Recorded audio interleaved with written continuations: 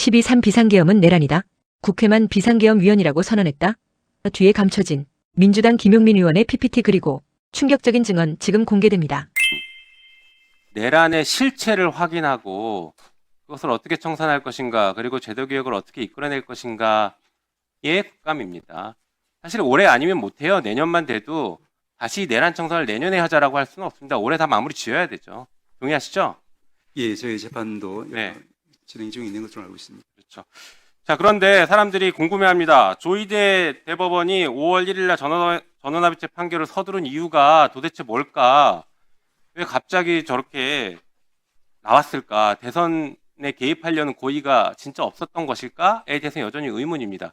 그래서 전체 큰 그림을 봐야 됩니다. 큰 그림을 한번 같이 보시죠. 자, 12.3 내란의 목적은 왼쪽에서 보시는 것처럼 독재를 완성시키는 것입니다. 독재를 완성시키기 위해서 정적을 제거해야 되고, 독재를 완성시키고 그 다음에 무엇을 하느냐? 개헌을 합니다. 개헌 다음에 뭐 하느냐? 간선제로 바꿔서 윤석열 대통령 더하고 나중에 김건희 대통령 만들겠죠. 자, 그리고 정적 제거는 어떻게 하느냐? 부정선거론을 끊임없이 들고 나옵니다. 그러면서 정적의 대표격인 이재명 대통령을 당시 당대표를 제거하려고 합니다. 어떻게? A급 수거 대상으로 제거를 하고 혹은 사법살인을 하려고 합니다. 이게 지금은 허황된 것처럼 보이지만 상당히 많은 증거들이 드러났습니다. 하나씩 보시죠. 자, 독재 완성 어떻게 해? 윤석열이 독재 완성을 위해서 계엄을 선포합니다. 자기가 영구 집권하려고 하는 거예요. 다음 보여주시죠. 그 다음에 개헌을 시도하려고 합니다.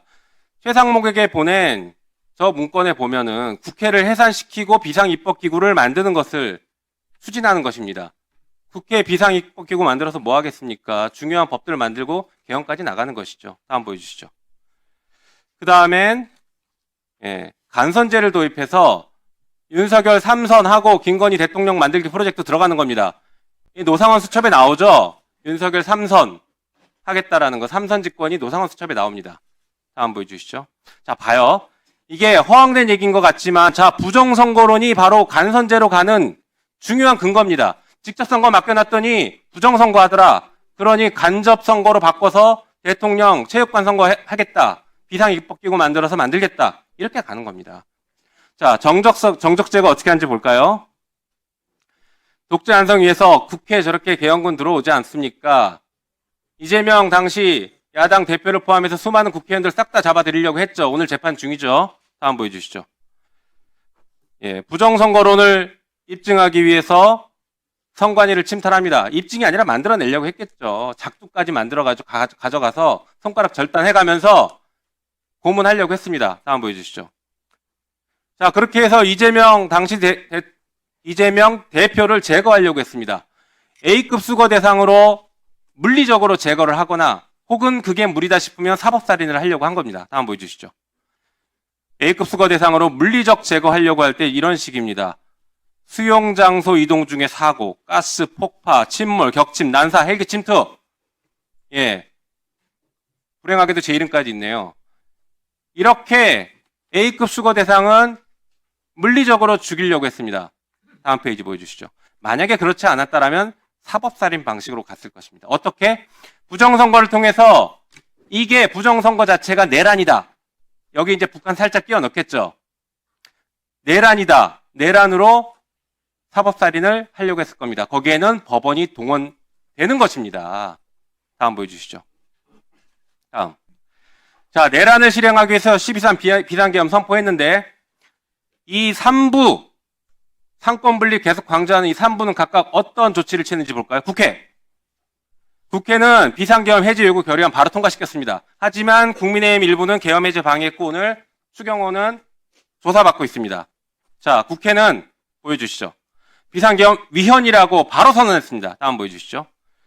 행정부는 어떻게 했는지 볼까요? 행정부 한덕수 비상계엄 불법서 보완하려고 서로 문건 주고받고 웃고 난립니다. 최상목 비상입법기구 설치하는 거나 예산 지원하려고 하고 있고, 박성재 구치소 수용 인원 챙기려고 하고 있고, 계엄군 경찰은 국회 들어오고, 여기는 어떻게 봤습니까? 비상계엄 합헌이라고 본 겁니다.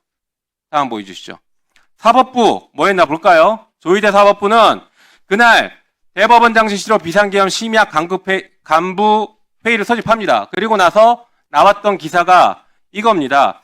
계엄사령관 지시와 비상계엄 매뉴얼에 따라 향후 대응을 마련할 것이라고 밝혔고, 우리 법원 행정처장은 비상계엄이 합헌적이라면 계엄에 따라 할 조치가 있다라고 하면서 합헌임을 전제로 한 조치들을 논의했습니다. 사법부 합헌을 전제로 논의했습니다. 다음 보여주시죠. 자, 보십시오. 이 3건 중에 국회만 유일하게 비상계엄 위헌이라고 하고 적극적으로 싸웠습니다. 물론 국민과 함께. 다음 보여주시죠. 결국에 비상계엄은 실패했죠. 여기서 끝나야 되는데 조희대 사법부가 플랜 B를 가동합니다. 보여주시죠. 그 플랜 B는 대선 직전 이재명 후보 자격 박탈을 시도합니다. 하기환송으로. 바로 이겁니다. 갑자기 튀어나온 게 아니에요. 다시 보여주시죠. 예. 아니요. 대법원의 종합 그림을 볼까요? 대법원은 뭘 했는지 내란에서 다음 페이지 보여주시죠. 다음 페이지. 사법 내란에 대법원은 비상계엄에서 사법살인을 도우려고 했고, 물론 합헌이라고 계속 강변하지만 만약에 비상계엄이 유지됐으면 사법살인에 동원됐을 겁니다. 그게 실패하니까 플랜 B를 가동해서 후보 자격 박탈하려고 한 거예요. 조희대의 일관된 고의가 보이지 않습니까? 다음 보여주시죠. 이게 허황된 것 같죠? 다음 페이지.